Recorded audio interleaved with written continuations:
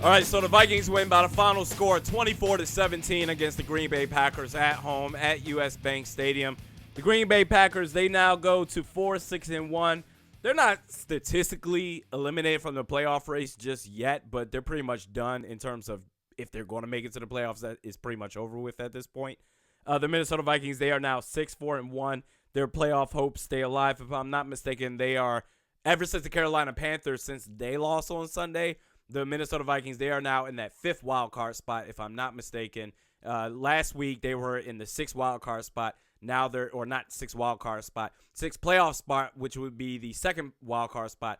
Now they're in the 5th playoff spot, which will be the 1st wild card spot. Man, there's a lot going on right here. So anyway, that's good for the Minnesota Vikings. In terms of my reaction to the Vikings beating the Green Bay Packers 24-17, quite honestly, I wasn't really expecting anything different from what we saw on Sunday. I said this in the podcast last week that on my rant on Mike Zimmer, John DeFilippo, Rick Spielman, that whole rant that I did, in terms of the rest of the schedule outlook, I said that the Vikings, they should beat the Packers. The Packers are overrated. One man isn't going to beat this team. I think the Vikings overall are a much better team than the Green Bay Packers overall team is. And they proved that on Sunday. Now, the Packers, they ended up scoring first, and it was a little bit of a shaky start on offense, especially with Flip. And my thing is with Flip, there's too much of an up and down roller coaster with Flip. Too many times we're just like, hey, Flip, good job. And then other times we're like, Flip, what the hell are you doing?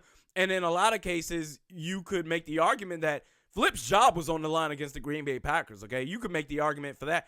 In the first couple of possessions, it was just stupid. The first possession, it was 3rd and inches. You handed the ball off to C.J. Ham, and you didn't get anywhere. And then it was 12 men on the field, if I'm not mistaken. So then you became, instead of 4th and inches where maybe you would have went for it, it was instead 4th and 5 or 4th and 6, whatever that was, and you had to punt the ball away. And I just said to myself, and I said this on Twitter, I'm dead inside. When it comes to this team and dumbass stuff that they do to put themselves in situations that only they create for themselves, I'm dead inside. I'm not surprised by anything this team does that is just stupid. So anyway, it was 12 men on the field. You forfeited that possession away.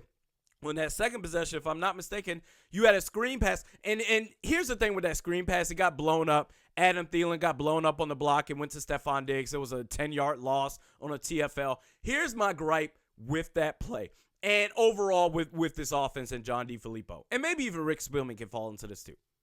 You trot out Laquan Treadwell on the field no matter what. I said Aldrick Robinson is a better receiver than him. Chad Beebe is a better receiver than him. Now, Chad Beebe, he may very well be out for the rest of the year because if I'm not mistaken, Chad Beebe is dealing with some sort of hamstring injury. He might be out for the rest of the year. Either way, Aldrick Robinson should be that third receiver, okay? And people say, well, Adam Thielen, he's a slot guy. Then what are you going to do with Aldrick Robinson? There are plenty of formations around it. You can do bunch formations. You can do jumbo formations not jumbo formations, but maybe trips left, trips right, to where you have the receivers bunched up together to where they're still operating in space as if they were the slot receiver. But I say, look, they're still better receivers than Laquan Treadwell. You trot out Laquan Treadwell. You're still saying to yourselves, Laquan Treadwell, he's a number 3 receiver, and there's nothing that we can do about it. Damn it, we're going to run this dude into the ground. Okay, fine. Why? Because of his blocking skills? Okay, fine. On that blown-up screen pass, why was Laquan Treadwell on the opposite side of the field when it came to that play? Why wasn't Laquan Treadwell the lead blocker instead of Adam Thielen on that play? Okay, if you're going to have Laquan Treadwell out there, why are you not going to have Laquan Treadwell blocking? If that's his best attribute, why are you not going to have him blocking for Stephon Diggs? You should have did that. But again, that's Flip for you. There are too many just bumps and bruises that Flip does. I think he should go after the end of this year. But overall, I thought for the most part, he called a pretty good game.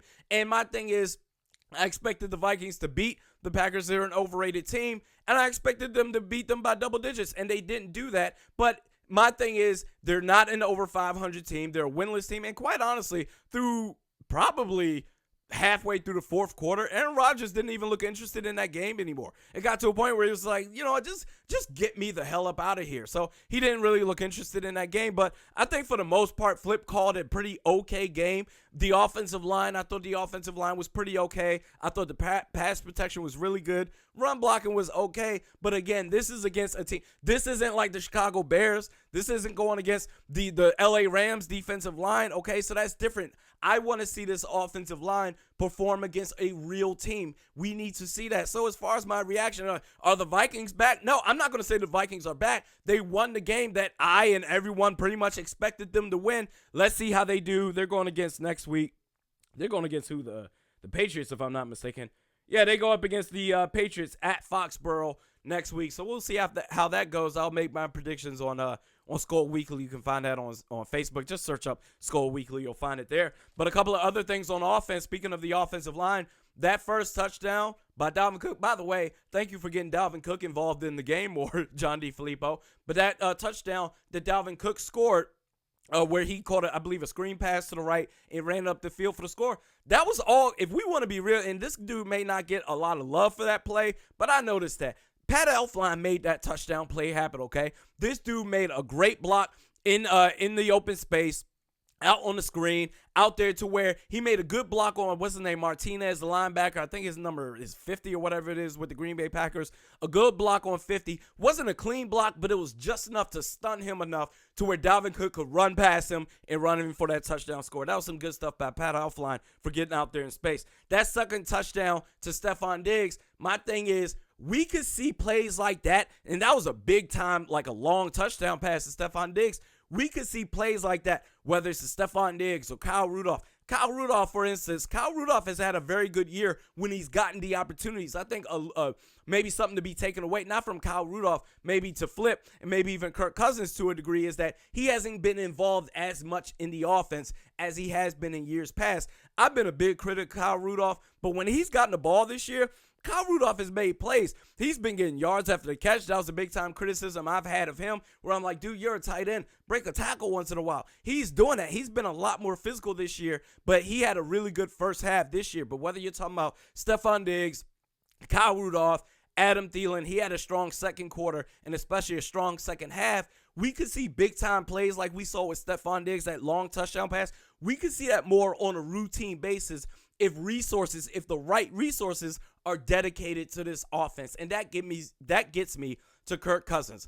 I've seen leading up to this Packers game, and I've asked on Facebook, I say, hey guys, what do you think about Kirk Cousins up to this point? There's been a lot of criticism dished out his way, and you know what, to a degree, rightfully so, especially against the Chicago Bears game in, what was that, week 11, whatever that was. Okay, he deserves all the criticism for that. But my thing with Kirk Cousins is, I think it's really unfair if we just throw in the towel with Kirk Cousins, regardless of whatever happens this season. Even, okay, fine, if you win a Super Bowl, all right, all bets are off, that's great. But even if they fail, they don't make the playoffs, or if they go in the playoffs, they lose in the wild card round, because I still think they're not going to win this division. I think Chicago, they've got this division it's basically gift wrap for them.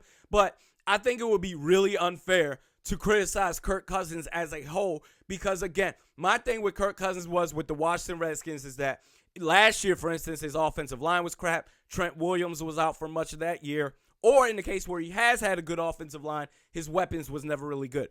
In this case with the Minnesota Vikings, you've got the weapons, that's for sure, but the offensive line isn't that great. It really, really isn't. And now against the Green Bay Packers, they were okay. They were really good. And before the Chicago Bears game, they won, 4 out of their last 5. I think the fifth game, or that one game that they lost out of that 5-game stretch, was against the New Orleans Saints. But against the Jets, the Cardinals, and whoever the hell else they were playing, the Detroit Lions, whoever else they were playing, it's like, okay, fine. You're good against these bottom-tier teams. What are you going to do against these big teams, these ferocious teams, the defensive line of the Rams, the Chicago Bears, that type of defense? And the offensive line isn't that great. Kirk Cousins, we knew what we were getting with Kirk Cousins. He's not Case Keenum, okay? He was like, oh, bring back Case Keenum. Case Keenum with Pat Shurmur and a better offensive line last year compared to this year's Vikings offensive line was really, really good. Take away Pat Shurmur, take away a piece of the offensive line in Joe Berger. You bring in John DeFilippo, who every other play, he's basically calling a Sesame Street-ass, basic-ass play that we can all read. It's like he's not going to survive. People say this, all right, he's getting paid $84 million. Kirk Cousins, we need to get something realized here. I don't know if there's an epiphany that needs to be realized or whatever it is. Kirk Cousins, people say, well, he's not Tom Brady. He needs to show his money where his mouth is and all this other stuff. Hey, the quarterback position, that's just supply and demand. You're going to have to pay this dude whatever money it takes to get him based on his position of need. You need that because you weren't going to sit here and risk Case Keenum. Basically, can he pick up where he left off in 2017? That's too big of a risk if you have Super Bowl aspirations, which this team does for this year. Kirk Cousins is not Tom Brady. He's not Drew Brees. He's not Aaron Rodgers. He's not Russell Wilson. Those four quarterbacks, and I might be missing one more quarterback, but those four quarterbacks, they're one of the few starting quarterbacks in this league. Of the 32 starting quarterbacks in this league, they're four quarterbacks out of that entire 32 starting quarterbacks in the league that when they step foot on the field, regardless of who's calling plays, regardless of the offensive line, regardless of whatever defense they have, they give you a chance to win based on their presence alone, okay? That doesn't come very often. That's not a dime in a dozen type quarterback situation. This is the NFL is a system league, okay? The NFL is a system league. You need to build a system around your quarterback and your players to get the best out of them, to maximize on the talents that they have, okay? Aaron Rodgers, Drew Brees, Tom Brady, and Russell Wilson, they're diamonds in the rough, okay? That's not going to come out much. When it comes to Kirk Cousins and the rest of these, and like I said in the offseason, you're not going to build around Kirk Cousins. You're not building your team and your success and your possible chance of making a playoff run around Kirk Cousins. You're trying to bring Kirk Cousins into the system that we have. And the system that we have is having two of the best receivers in the league, certainly the best starting tandem, the tandem receiver in the league. Certainly you've got a really good, capable running back core in Dalvin Cook, Latavius Murray. Now you add Mike Boone to the mix. What was the guy? What was the other guy? Rock Thomas, before he got hurt, he was in the mix too. You have all that, but you should have invested in your offensive line. And because Kirk Cousins doesn't really have that sort of time to make throws, to go through his reads, to progress through his first, second, and third options, he doesn't have that type of time. And we're sitting here saying, well, Kirk Cousins, he's all that. Like, we were saying the same thing about Teddy Bridgewater, right?